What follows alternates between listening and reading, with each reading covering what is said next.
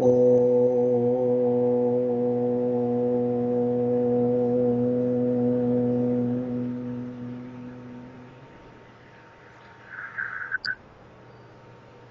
today we will discuss on the topic from suspicion to conviction. From suspicion to conviction. Appropriately, the whole thing is starting with a sense of suspicion, whether those other people will come or they may not come, they may turn up, they may not turn up. And before that was happening, there was the larger suspicion whether today I will have internet or I will not have internet, whether we can have this conversation or whether we will not have this conversation. So we constantly go through a whirlpool of suspicions, doubt. Constantly we are pulled in different directions because of doubt. We doubt, and without doubt, life, if you think about it, would have been impossible. It is doubt which leads to curiosity, which leads to learning. So you doubt something and then you are curious about it and then you learn. So why am I telling this? Because when we say suspicion, when we say doubt, automatically within us somewhere something says that it is wrong. Doubt is something which is to be frowned upon. It's not something which is okay. So that is not correct. Doubt, unless you doubt, you cannot do anything higher. You cannot do anything noble. It is because Isaac Newton doubted, why did this apple fall on my head, that the whole gravitational theory came. It is because Albert Einstein doubted about the differences in the four forces of nature, or that he wanted that we need to have one force which can explain all the four forces of nature, that now we have eliminated one force and we are going to that direction of the grand unified field theory. Now doubt is necessary. Without doubt we cannot progress. But what should you doubt? What is that you should doubt?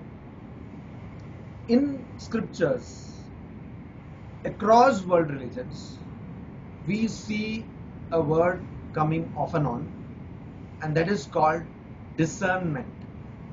Discernment. In Sanskrit it is called viveka. Viveka or discernment.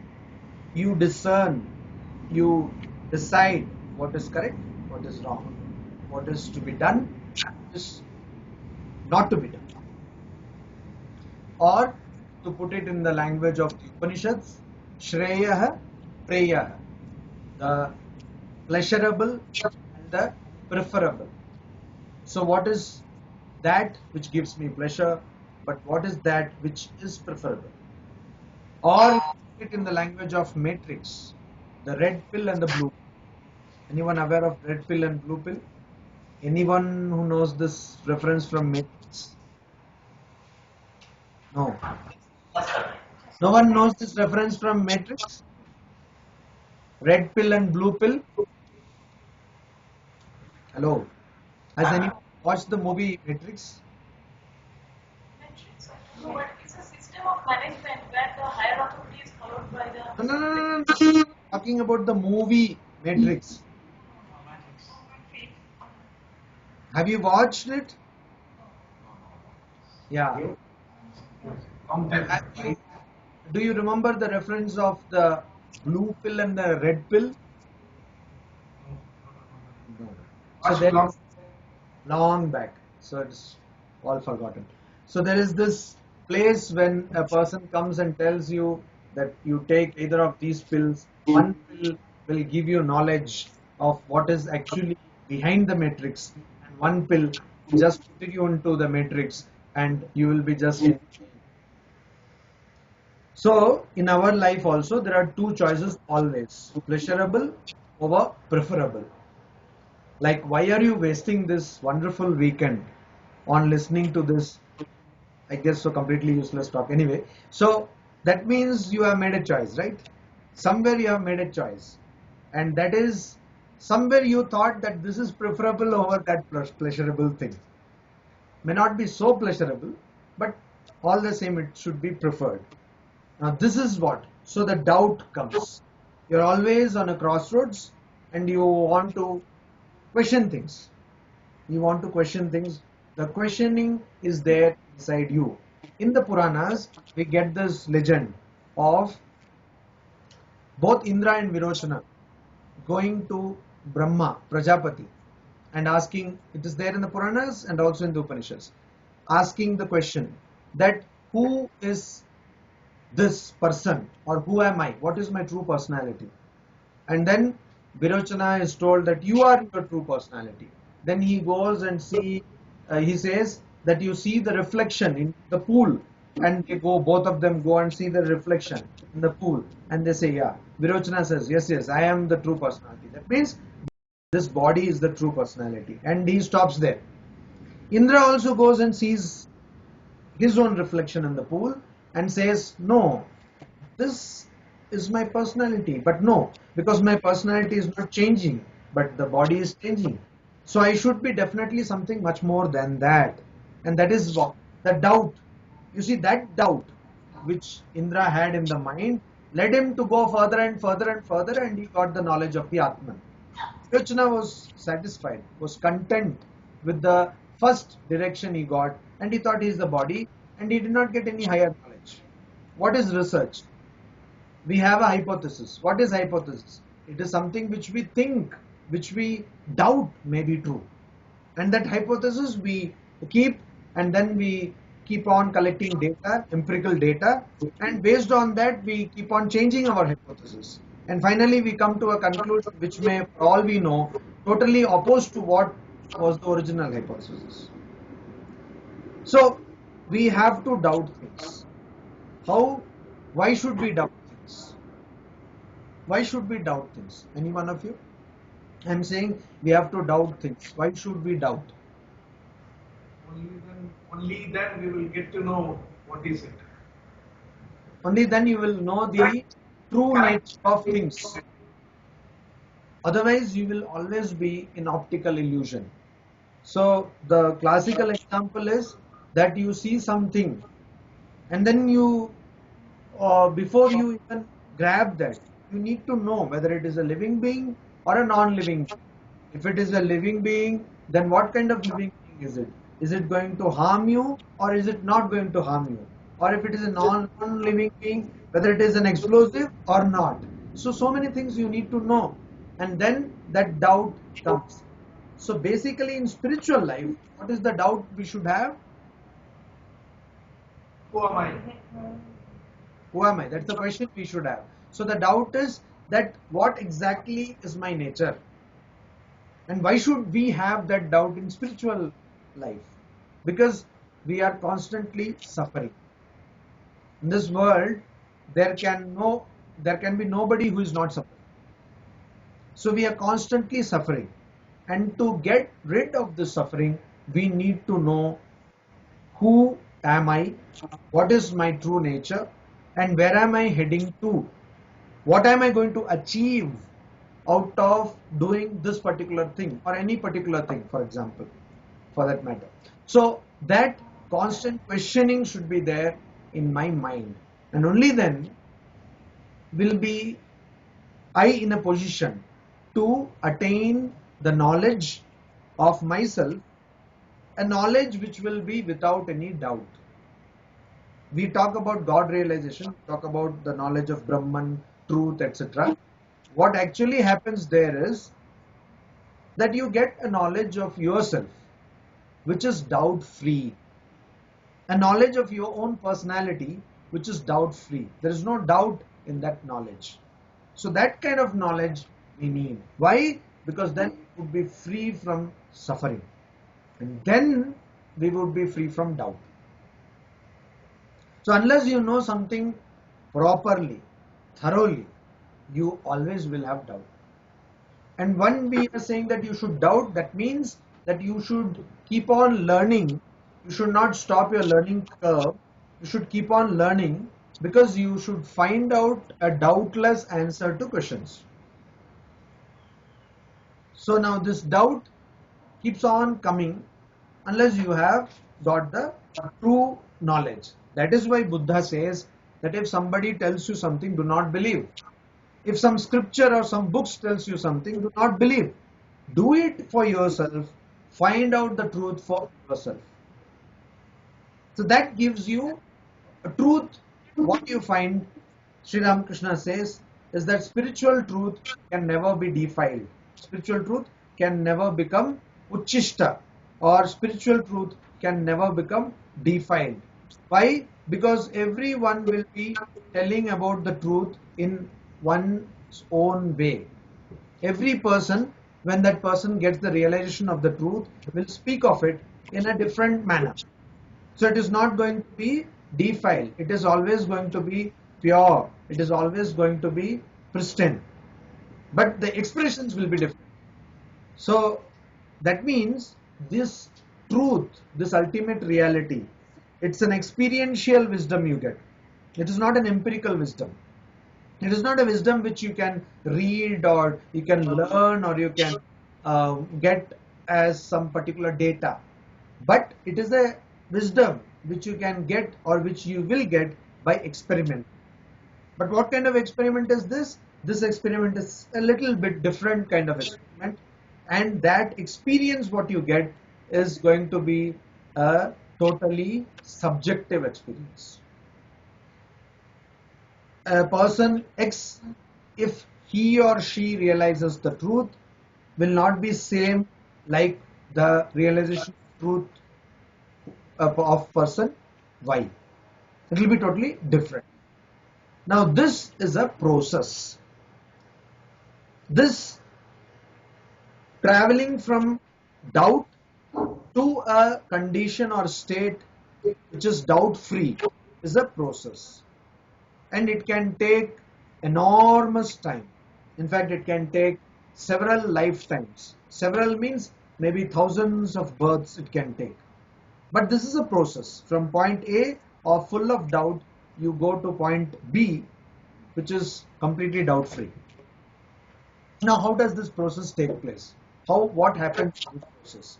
That is the thing. Now you see, you are already somewhere middle in that process. All four of you or five of you who are sitting in front of me, you are in the middle somewhere of this process. Why? Because you already started thinking a different way. You already started thinking a little bit differently than the other people or than other living beings. Human beings don't think like dogs or cats or wolves or pigs. But some people do think like that. But anyway, generally human beings do not think like dogs or cats or pigs. And that is why we are called human beings. We don't think that way. But some human beings of that also, they think that, okay, we should not constantly think about roti, kapda and makan, or about food, shelter and clothing, but we should also think about something, say something about some philosophy, music, or some literature, or society, etc., etc. Out of that, some people think that we should think about mind. Some people think that we should think about the soul. Some people think that we should think about the ultimate reality, truth, or God. And of those, some people, very few people actually put it into practice. So, Gita says, Gita has this verse, that sahasranam api manushyanam sahasreshu kaschid yatati siddhaye yatatam api siddhanam kaschin mam veti tatvatah. That among thousands of men, human beings, very few, they try to attain perfection. What is perfection? Perfection is a state where you have no suffering. So very few try to attain perfection, and among those, very few actually attain it. Swami Vivekananda famously said that of people, 100 people who come for spiritual life, 85 are hypocrites. And then 10% go mad. Don't even have the thought, I'm not a mad person. Okay, 10% go mad, and 5 people, they attain the ultimate. Okay, so I am not mad, but also I don't consider myself 85% hypocrite, but not still attained. Anyway, so this is the sad story. Yes. So earlier you were saying that to be doubt-free takes thousands of years, right? So some of the munis who are in tapas mode and he wants to attain mukti, they don't take so long time. Attaining mukti is basically to know who they are and to attain God, right? So and it didn't correlate to what you said. It takes thousands of years to be a doubt-free person. No, no. The process from total doubtful existence to be without any doubt, that takes thousands of years. So I already told you that most of you or all of you are somewhere in between, middle. Okay. So when the Muni has come, he has already taken so many births and probably come to some particular state. And even that we cannot say, because in the Puranas we have this instance of Narada. Narada going to Vaikuntha, and then he was going. So one Muni said that you go and ask when I will get mukti. You are going to Vishnu, so the boss, Vishnu the boss. So you go and ask. Then he said okay. The other fellow also, the other Muni also said you go and ask. And when Narada was coming back, he told the other Muni that you are sitting in below a peepal tree. So when all the leaves, so many births you will have to take. As many leaves in the tree, so many births you will have to take, then you will get mukti. And he was so happy. That means I will get mukti. It is confirmed. And then he went to the next fellow and he said that you will get up 3 bus, and he became very angry. What? 3 more bus? So even Munis we don't know. Maybe they have to take more bus. See, this is about becoming doubt free, So we don't know. But but there are so many living beings, like amoeba for instance. There are unicellular beings, so they don't have any evolution. From that level you have to go to a highly evolved level. Till now human beings think of themselves as highly evolved, though we have so many bad examples, but still. And then you go to this highly evolved level, and then from there we can think of attaining a doubt, a suffering free state. So how does this process start? The process starts, first of all, when you are in a state where you can think, or at least where we think that you can think. So as I told, if you are a microbe or a germ or something, then you will have to, you have to live through it and then wait for a better time to come. So this is where our karma theory comes in, that whatever karma you do, but how does a mosquito decide what karma it will do? Because it doesn't have the deciding faculty, right?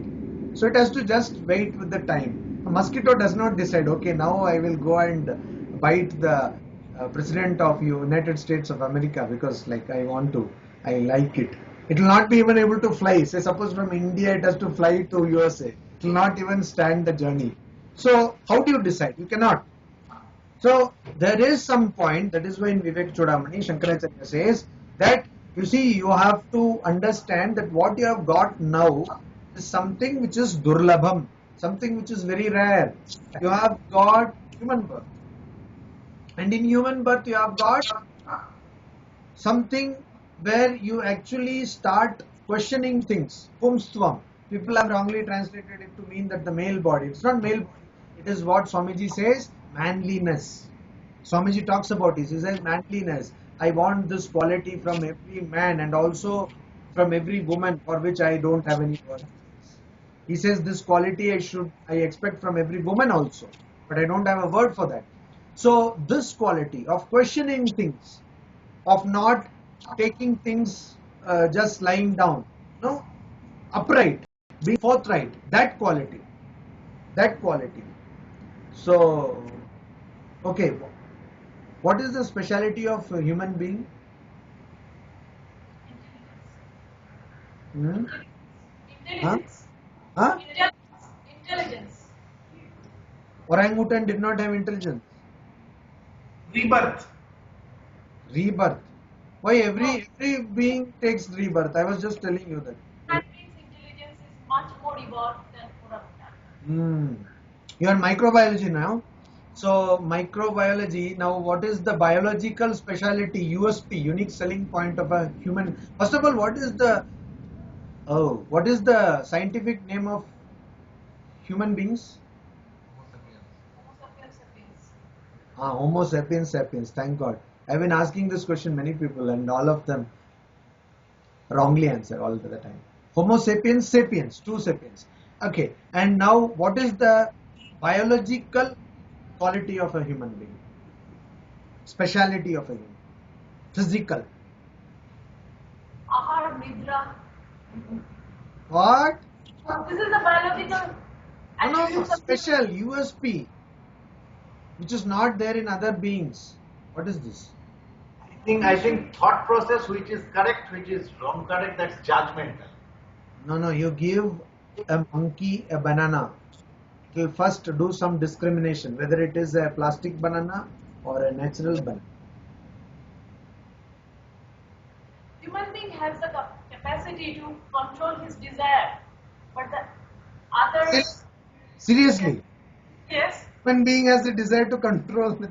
What capability? like an Maybe intelligent. you have, but I don't know. Yeah, but you're correct. That it is the human being which can comparatively control the desire. Okay, but that is at a much more different level, mental level. So physically, what is the characteristic of a human being? Physical, body level.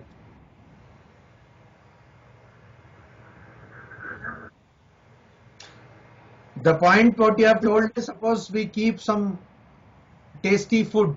Like I am told that I was shown that there is jalebi waiting for all of.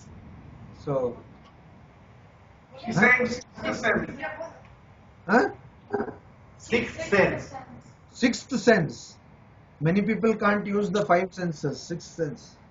Nonsense. No, what I'm telling is that many people, you may not know that there are jalebis waiting for you there. No. So, if it would have been some other living being, you would have pounced upon the jalebi. But because you are human beings, so you have self-restraint. But that is a psychological quality which Sangamitra told. What are the other qualities? Physical. All of you type in the computer, right? How many of you know how to type in a typewriter? Like you have learned typewriting. Okay. So what is the thing you use for spacebar? The space bar. Thumb. Yeah. This is not there in other animals. So pronounced. Thumb. Human beings have this. This is, yeah, thumb so pronounced. So different. So pronounced. So pronounced. Even orangutan does not have this. Okay. Thumb. And that gives us what? It gives dexterity. It makes me create things. That is why Dronacharya took the thumb of Ekalavya. How cruel people. So anyway, so that is how, that is the skill. It stands for skill, this thumb. So God has given us two physical characteristics, and that He gave to prove to us that I am making someone special, no? Or you are somebody special. One is this, it denotes skill. And what is the next physical characteristic which is common only to human beings? It is not there in any other being. When somebody is not able to fight for one's cause, what do we say? We say that you lack. Huh? Have you ever heard the expression you lack spine? Yeah. Backbone. So this backbone, this erect, this thing is also something unique to the human. Okay, other people also. Good mammalia. This Huh? thing is equal to good mammalia. Erect back. Yes. We can. Like the Chakmal. Like evolution has come through picking Which humans. animal? Which animal has got erect back like human being? You see the orangutan group, chimpanzee group, Orangutan has not that erect, but the spinal cord is there. spinal cord is there. I am talking about erect spinal cord. I am talking about a vertical spinal cord. I am not talking about just a spinal cord. Spinal cord is there in all vertebrate spinal cord. I am talking about an erect spinal cord, which can stand erect.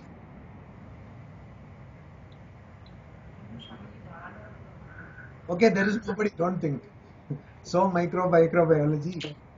But in biology till now we have not found anyway. So this is what? This is erect. This person is erect. So God is telling us, stand up for what you think is true and use your hands and your skill. Neither of which we do nowadays, right? So that is what. So you are a God, you are a human being. You got a human birth. So that means also you have this quality of manliness, of forthrightness. Then on top of it, you have been exposed to this knowledge that there is a path out of suffering. There is a path to get rid of suffering. You see, you will not get these things. So many people are now in the same city where you are. They are simply immersed in enjoyments. In the place where I am also, not in this ashrama, but some little far away, say maybe 20 kilometers away from here, people are immersed in sense enjoyments. If you go to Delhi at this point, say 6 o'clock or so in Indian time, people are immersed in sense enjoyments. Then why on earth are we, all of us, 5 of you there and 1 me, talking about this? Because somewhere we have this idea, a faint glimmer of hope that there is a way out of suffering. Okay, so this idea you will not get every time. You may get human birth, you may be forthright, but this idea will not get every time. So now, and also even if you get, you will not get guru. All of you have got a guru who has initiated into spiritual discipline. So you will not get guru. So now doubt you may have, but you cannot do anything about it unless you are given some circumstances also. Unless you have human birth, unless you have all these things, you cannot do anything about doubt. It is not possible. It is not, doubt in spiritual life is not simply like doubt about empirical things, doubt about physical things, or doubt about phenomenon in nature. That is the difference. Because if you want to see what is happening, why is the apple falling, anybody can go and try to search that. Suppose you are seeing that water is leaking from somewhere, you can go and see where the leak is. But you cannot do the same thing in spiritual life unless you have a particular mindset and also unless you have a teacher, you have a spiritual teacher. So this is one thing. Second thing is, let us come to the life of Swami Vivekananda. As all of you know, I believe, is that Swami Vivekananda was earlier called Narendranath Datta. That was his pre-monastic name. And he, since childhood, had a devout temperament. He was devotional or spiritual by nature. But when he was exposed to Western education, there came this questioning. Why? Because you see, as I told you, doubt is critical. Critical thinking is the core of philosophy or science is to think critically. When we talk about scientific method, there is a training in scientific method. What is that? To think critically. The training in philosophical method also is to think critically. If somebody tells something, then you try to analyze that. So olden age Indian grammarians or Indian logicians, they used to analyze. If somebody used to say something, they will say, oh, who has told this word? Whether it is a noun or an adjective or a verb.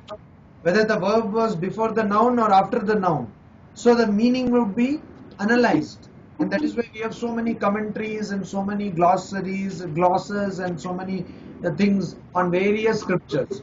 Because people used to simply analyze what is the inner meaning, what is the deeper meaning, what is the hidden meaning, etc. So doubt or critical thinking is at the center of philosophy and science. is at the center of philosophy and science.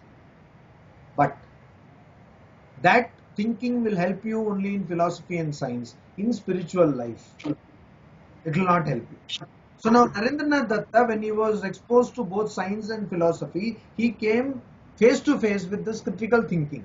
When he was a child, he just prayed to God. When he was a child, he just meditated. There was no critical thinking. But then he was exposed to this. He was trained in critical thinking. He started reading all those philosophers. And then doubt came in his mind. That all that experience which is told of in the scriptures, in the Indian tradition, whether it is true, whether it actually exists. And so he went from here to there, everywhere, asking people the same question, have you realized God? And nobody could answer that except Sri Ramakrishna. He said, I have seen God and I can show God to you also. And I can see God clearly, more clearly than I have. So you see, this answer itself has got so many meanings, so many things which are there in our scriptures. He says, I have seen God. When we say Rishi, Swamiji himself later on said, Rishi is a person who has seen truth. A seer of truth is Rishi. Mantra Drashta, a person who has seen mantra, he is Rishi. So a seer, a knower of truth. Sri Ramakrishna says, I have seen God. That means I know my subject. You go to a professor to study, say, physics or microbiology. Let us now concentrate on microbiology. So you go to microbiology, some teacher, and you want to study, say, masters, and you ask the teacher, what is your education? And today I got a message in WhatsApp, probably most of you already got, that the father is asking a child, a small child, a boy, that, then boy says, no, I will not study further. So the boy says, I will not study further. Then the father asks, why? You have done just UKG. You have studied only UKG. You will not study further. What does that mean? Then the boy says, no, I will teach LKG students. I will take tuition for LKG students, give tuition for LKG students. So most of the places it is like that. If you go to West Bengal, the boy has studied graduation and he is giving a tuition to all school fellows. So like that. So if you are doing masters in microbiology and you want to study, whom will you go to? You will definitely not go to another masters. You will go to a PhD. A PhD also with so much of experience, probably experience of so many years, and you will say, no, I want to study masters from you. So you are the professor. So similarly, you see what is the qualification of the guru. Whether the guru himself or herself knows what she or he says. Here Sri Ramakrishna says, I have seen God. Fine. But you see, seeing God is not like seeing this mobile phone. I see this mobile phone. How do I see it? How do we see anything? Biologically, again? Huh? With the eyes. Sense of vision. Not the eye, sense of vision. Sense of vision. Yes. And what is your sense of vision made up of? Like sense of smell, sense of vision, one of the sense. Now, that's what is it made up of? Means how does that sense of vision work? Like you know the biological structure of sense of vision. Yes. Rod cells and bone cells and other retinas, all this. What? Like different biological structures are there to make the eye. Rod cells, bone cells, retina. Physics is there, how it receives a light and how does it. So how does it happen? How is the process take place? How does the process take place? I cannot remember the exact term, like the vitreous. You are asking about the physical seeing or the Physical seeing, biologically. We are all taught this in yeah, that's why I cannot remember. no, very simple. The image falls on the retina and you look at it. No, some Yeah. thing is there that You're that radius. image falls on the retina. So what kind of image falls on the retina? Whatever you are seeing, like the mobile phone or your watch, whatever you see, that image falls on the retina through the lens. So that's why we have the glasses. If the image falls in front of the retina, The it's image is short-sighted. sent by the optic nerves. Yeah. Image is No perceived and sent through optic nerves. Image falls on the retina, then the image is sent through the optic nerve where? No, optic nerve is the first machinery to receive the sense, Go to brain. and it goes to the retina. Oh, from optic nerve it goes to the retina. Then what happens? We see the image. We see the. Yes. So in But your space we are. Mirror, Huh? just like a mirror. Ah. That's like a mirror. Oh. So in But your- schools we are taught that. What are you telling? Your mind should know what we are seeing to recognize it. You should know that this is a mobile phone. That's how we see a mobile I'm not talking about recognition. I'm talking about just seeing. So you see, in schools we are taught that your eye on the retina of the eye, an inverted image of the object is falls, and then that object is straightened, etc., etc. That is a very primitive version of what actually happens. It doesn't happen like that. When we see something, that thing comes into our eye and retina, of course inverted image falls, but then this thing goes again to the brain, this image. And the brain has more than 30 nerve centers across the body which verify this image with the different nerve inputs or sensory inputs coming from more than 33, exactly 33 places in the body, starting from feet, etc., etc., etc. That is what neurology tells. And then you know that, oh, this is correct. Then the brain gives you, but it all happens so fast, we get that information very fast. So how do you verify this? So when you are standing in bathroom, if sometimes when you take bath, sometimes soap gets into your eyes, or even if you doesn't get into your eyes, you close your eyes and try standing on one leg. Closing your eyes and standing on one leg is difficult. Why? Because your balance is also controlled by eyes. We all know that balance is controlled by the fluid in our ears, but it is also controlled by eyes. So many things, the spatial perspective, everything is controlled by what we feel. So the simple thing of seeing something is very complicated. Actually, it is not so simple that some image is falling on your retina. Now, why did I come to this? This is how we see an object. Okay, through the eye, through so many nerve centers, through the brain, etc. Your eye may be functioning properly, but if your optic center in your brain is not working, you will not be able to see. So your eye is useless. Then you can donate the eye to somebody else. Okay. And also, if you are seeing something, but your mind is not there, this is psychological. Your mind is not there. You may be seeing things. Images may be recorded on your brain, in your brain, but you will not register anything. Right. Now, this is dependent on, this is only vision. Similarly, smell and sound, touch, taste, everything is dependent on external organs. External organs. So external means para, aksha means sense organs, paroksha anubhuti. It is the anubhuti or experience which comes externally. But God realization or the realization of your own true self is apara aksha anubhuti, aparoksha anubhuti. It is not mediate knowledge. It does not need any medium. It does not need any instrument or any implement. It is without any medium. So it is an immediate knowledge. Whatever we see is mediate knowledge. But this realization is immediate knowledge. See how beautifully, how simply Sri Ramakrishna puts this truth. He says, I can see God, but more clearly than you, I can see you. I can see you, but I can see you less clearly than seeing God. Why? Because for seeing you, I have to use my eyes. But for seeing God, I don't have to use anything. There is no external, there is nothing in between me and God. So I can see God more clearly. This is one thing. And the third thing is that there is a system to do this. Sri Ramakrishna says, I can show God to you also.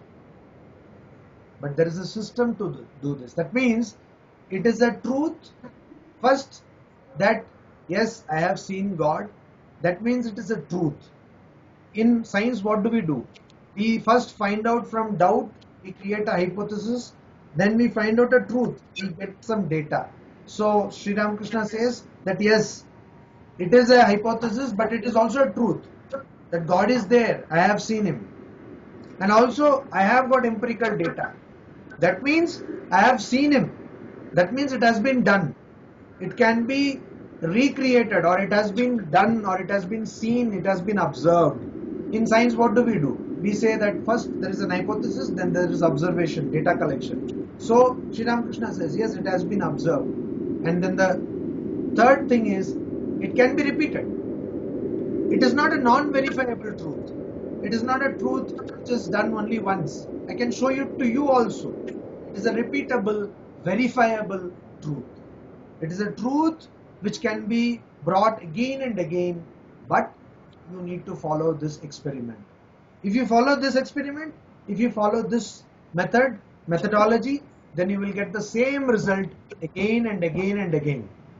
So, when we are in doubt, first thing what we need to do is, we need to wait for circumstances to become favorable to us. And like getting a human birth, etc. Once that happens, and once you know that I have got this, after that, you straight away write your hypothesis. You say that God is there. Sri Ramakrishna wrote his hypothesis. He said, for all of us, what should be the hypothesis? The hypothesis should be, he said, God realization should be the goal of human life. So the hypothesis should be that knowing my personality without any doubt, that should be my hypothesis. And then follow that particular practice. Don't give up, don't waste this. In the Upanishads it is told, if a person who takes human life and wastes it, not spending any effort, not putting any effort to understand one's true personality, that is like committing suicide. That is like committing suicide. In Ishavasya Upanishad it is told, Atma no janaha. These type of people, they are what? They are people who commit suicide. So don't commit suicide. Why? Because you have got this wonderful opportunity. Make good use of it. And from this doubt, go to complete conviction. There is an important stage in this process. And that stage comes just before you get that doubt-free state. What is that stage? That is the stage where you get what is called as anisha, a firm conviction. You get firm conviction. Suppose I tell you that will you come to Delhi? Yes. This conviction is followed by the surrender? Is followed by surrender? Or like surrender thought, how it should be verified? This conviction, if you are a devotee, it will be followed by surrender to God. Or if you are a jnani, you follow the path of jnana, it will be followed by surrender to your prarabdha karma. You will surrender yourself to whatever karma will take course. Okay, so it depends on what path you are following. If you are a devotee, if you believe in a particular God, then you will surrender completely. You will not question the will of God. If you are a follower of the path of jnana, then you will surrender to the flow of karma. Whatever karma you have done in the past, even if it is going to be your last birth, you will have to face the consequences of the karma which has already started to take. So now this conviction, what kind of conviction is this? Suppose I tell you that please come to Delhi. All of you know that there is a place like Delhi. Because you have heard about it, you have gone there, or you have seen it, or you have read about it, etc., etc. So you are convinced that there is a place, Delhi. Even if somebody calls you in the middle of sleep and asks you about Delhi, you're convinced. There's no doubt about that. Absolutely. That kind of conviction will come about God, about the fact that you are not the body and the mind, about the fact that this world is unreal, about the fact that there is a state which is free of any suffering. This conviction will come, where you will be constantly, every waking moment of your life, crave for that particular state, for that particular realization, to get that particular knowledge of yourself which is doubt free. You will crave for that. And that is why Sri Ramakrishna gives this example of yearning, Vyakulata. What kind of Vyakulata? He gives the example that a person, a sage, takes his disciple and puts his head inside water. And after some time asks, how did it feel? He says, I was gasping for air. I wanted a one breath of air. That's all. That is how you should feel. Do we feel like that? We don't. We are comfortable in the place wherever we are. We are too comfortable. In fact, we want more comforts. We want a good job, better job. We want a good house, a better house. We want a good mobile phone, a better mobile phone. Good car, better mobile car, better car, etc. So we are not at all worried about suffering.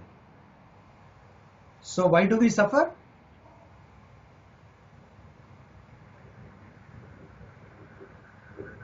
Why do we suffer?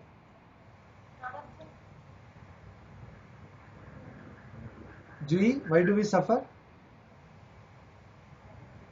She says, I don't know, but I want to end this suffering of your talk. No, I know. Prarabdha. We suffer because we want suffering. We want to suffer. What? Huh? Nobody wants to. Nobody wants to suffer. Wow. Unknowingly. Maybe knowingly nobody wants. Nobody wants. I say that knowingly we want to suffer. That is the ignorance that we don't know. That is unknown to us. That ignorance is occupying our mind. It's simple. It's very simple. You suffer because you want. You want something. You have desires, so you suffer. So we want to suffer. But without desire, I cannot reach to my goal. I have to have. Your desire of attaining something will lead you to suffering. Your desire, only one desire should be there. That should be to go out of suffering. The only one desire we should have, and there is no desire, is to end suffering. Suppose I'm craving for any materialistic thing. Unless and until I get it, I won't be in a position to know it. What is it? I won't be in a position to know that after getting it also I'm dissatisfied. This feeling will drive me to desireless. So, what you are telling is, when we crave for a materialistic thing, when we desire a materialistic thing, we try to get that materialistic thing, and then unless I get that thing, how do I know that this thing is useless, right? So I should get that thing, and then I should know about the futility or the complete uselessness of that particular thing. Now, this line of argument is very dangerous. Why? Because it is not going to happen like that. It will not ever lead you to the knowledge that material things are useless. How? In Bhagavata we have this wonderful story of King Yayati. Yayati wanted to enjoy things. Do you know the story of King Yayati? What was the story? Sarvishta and Devyani. What was the story? You have to watch Sarvishta and Devyani. The story you are telling about? Yayati. ছেলে যেটা ওনার জড়াটা নিল সেটা তো So you know the story of Yayati? Yayati. Yayati. Just tell. What is the story? Yayati wanted to enjoy his life, but Okay. he was not in a position to take that enjoyment. So that his son, youngest son, came to take his jara. Is that the story? Yeah.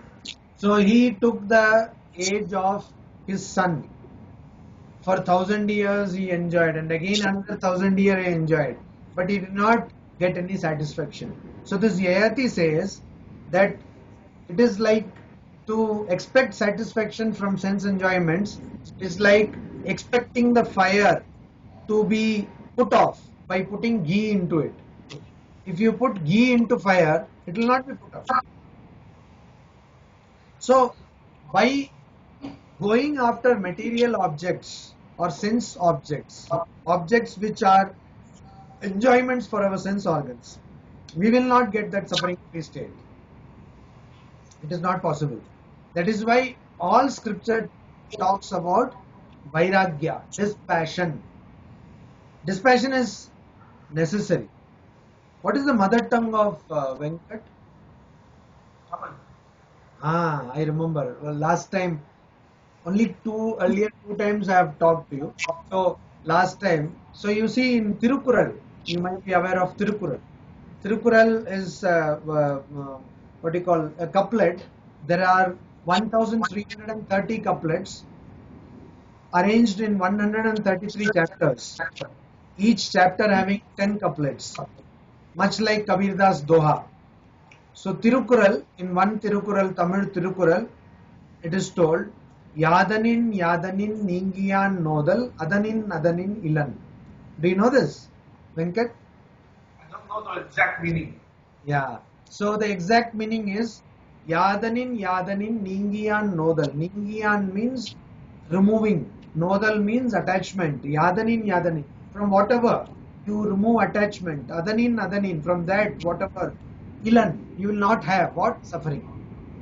You will not have suffering from all those things to which you are not attached to. So attachment is the cause of suffering. Ashahi paramam dukkham. Nairashyam paramam sukham.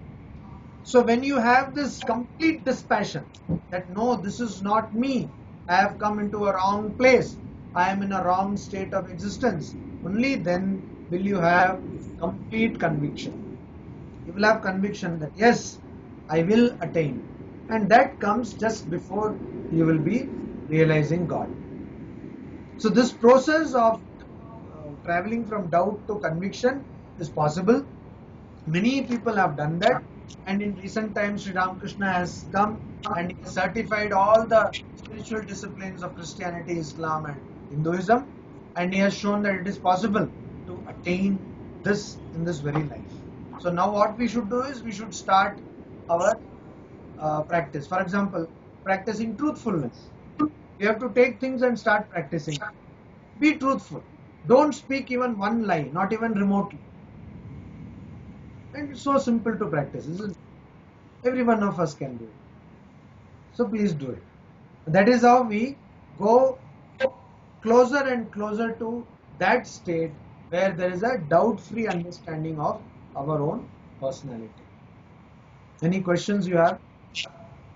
How to practice detachment? By not getting attached.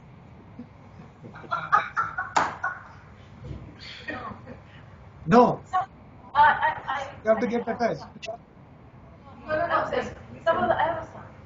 I want him to be very good at Suppose you have a son or you have a son. I'm having a son. So I want him to be very good at study, very good at nature, very good at character. This is my expectation. And attachment to him also. I'm trying my heart, like my best, to make him study, to do his homework, to be best in class. This is my desire. So how to come out of this? You have an attachment to your son, wonderful. You will suffer for it. You expect that your son should excel, you will again suffer. And you have a desire that he should be great, greatest, greater, you will again suffer. So, how to come out? You are a mother, you have a son, you are a parent, you are supposed to do certain things. Who made you a mother? You yourself became a mother, right? That was your choice. You became a parent. Now that is something what is called swadharma. That is your duty. You are supposed to do it, and this duty was not thrust upon you. You willingly took up this duty. So now you give all your time, all your attention and involvement in bringing up that child, your son. What is his name? Rudranil. Hmm? His name is Rudranil. Rudranil. So Rudranil, you give all your attention to bringing up this Rudranil, your son, and his studies, other things. You make him a wonderful human being. But do not expect that what you are putting into that will come out well. Don't expect anything. Just give everything to that, but do not expect anything. You will not suffer. The moment you start expecting anything, you will start suffering. Simple, no? Very simple.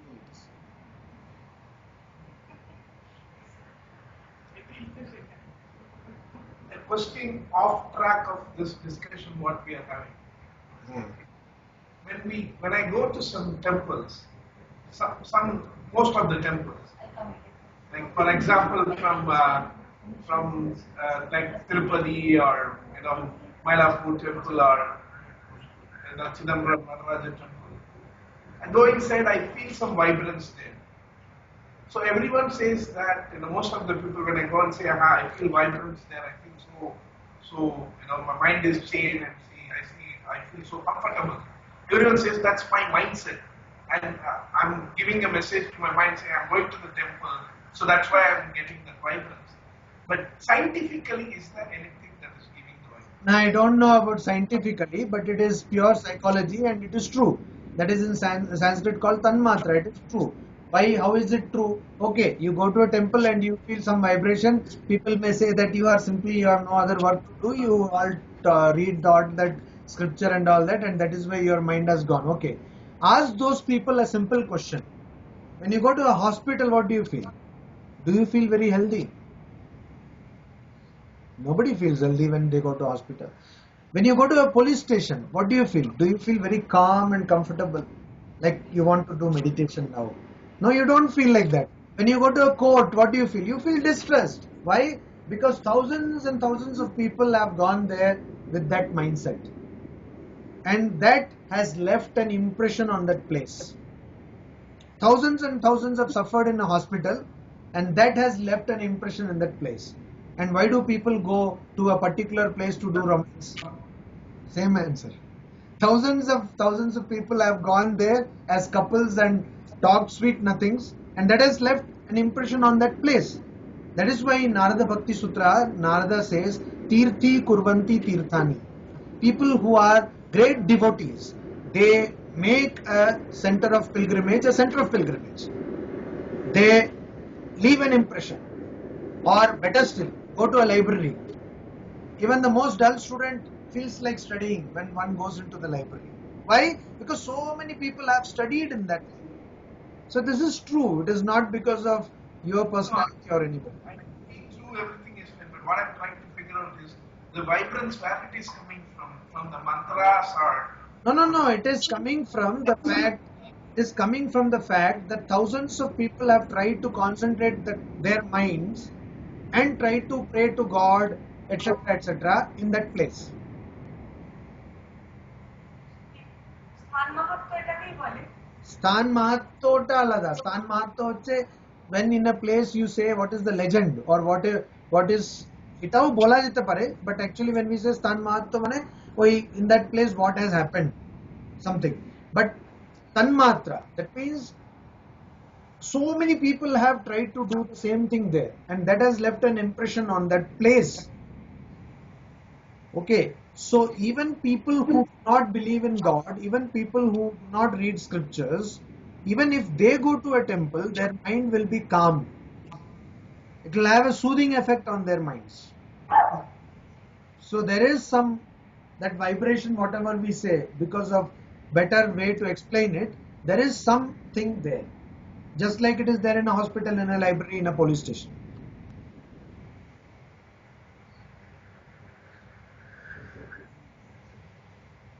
In the morning, if I light up an incense stick, it gives me a feeling like to sit and think something quietly. How does it relate it? Like, how does it get This is related? different. This is different. This is because of Association. Because of association. Because always, huh? Because of the mental exposure, that when I wake up the instinct, I should do the ocean. Is this the mental? Yes, yes. Association. So whenever, that is why even when Swamiji talks about meditation, he says you reserve a place in your house and you use always for meditation. Don't do anything else there. So you have this association that this place is pure, and that is why we take. Not that you should not take bath. We take bath and all that because this is mostly because of association. See, many people think that I should enter the temple only after taking the bath, etc., etc. So, and even though you advise, they are maybe no. In other places it is okay, but they are in the middle of snow. Okay, they go to Kailash. They want to take bath there. They may become, they may die also, but still they want to. Why? Because so strong an association. They say that, no, how can I? So I should take bath. That association affects. Okay, so any more questions? Actually, next session, Maharaj, if you say something on food and mind control. Food and mind control. Yeah, Advaita chapter. Yes. Okay, so what is your name? My name. And my name is Advaita. Vidya. Huh? Vidya. What do you do? My wife, I'm my Okay. first wife. What do you do? I'm a homemaker. Okay. What have you studied? Way corporate secretaryship. Hmm? Corporate secretaryship. Corporate secretaryship. Okay. So, okay then, no questions today. So we will call it a day. And now the question is then next, when will we have this class? मैं तो नहीं रहूंगी लेकिन घंटा अगर कर सकते हैं ये भी तो चाहिए Everybody is going for summer vacation to India, so people will come back in end of July or August. July. Because here summer vacation starts from next week onwards and for 2 months. Wonderful. So we will meet whenever it will be possible for all of you, and also whenever it will be possible for me, whenever there will be internet connection, etc., etc., etc., etc. Okay. today we are lucky. It was very good. Huh? Today we are lucky. The internet connection was very good. Yeah. Okay. Thank you very much. Free of suffering. Make myself free from suffering. What are you asking? I didn't get it. Yeah. To make oneself free from suffering. You're Yes. saying, yes. Like what suffering you need to say? Like somebody is saying something to me, I get reactive or I get hurt. I don't want to Yeah, get different I get suffering. See, when we say a Shanti mantra, we say Shanti, Shanti, Shanti, right? So there are three kinds of suffering. One is Adi Daivika, sufferings which are created by supernatural elements, like there is flood or there is storm, there is cyclone, etc. That is Adi Daivika. And then there is Adi Bhautika, suffering caused by other living beings. You are going in a jungle and a tiger comes and eats you, or you are talking to somebody, that person is scolding you, something like that. And Adi Atmika, suffering caused by your mind and your body. You have fever or you feel depressed, this kind of suffering. So suffering will not be there at all levels. You will not be having any suffering even if there is flood. You will not be having any suffering even if people are praising you or insulting you. You will not have any suffering even if the mind is depressed. Atyantika dukkha nivritti. There will be complete cessation or freedom from suffering. if somebody says something on me which is not true, should I react? No, you will not react. If you are a jnani, if you are a knower of Brahman, you will not react. So time will come to it's of the time like people will understand, no, I'm not the wrong person. They were wrong. Like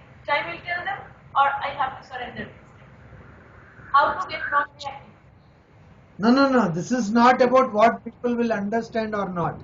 It is not about making people right. It is not about that. It is about understanding my true personality. So, one spiritual practice, if you take Gita, in Gita there are many qualities of who is a Sthita Prajna. Arjuna asks Krishna, Sthita Prajnasya ka bhasha. How do you explain, how do you describe a Sthita Prajna, a person of a steadfast mind? Then Arjuna is told so many qualities by Krishna. These qualities are at the same time qualities of a knower of God, but at the same time they are the method of practice, spiritual practice to be done by a person who has not realized God. So, Sukheshu Vigata Spriha, Dukkheshu Anudvignamana. A person who is not disturbed in misery, but also not attached to happiness. So that has to be practiced by a person who has not realized God. And now your mobile phone is pestering you. Okay. Okay, thank you very much. Namaste. We'll meet again.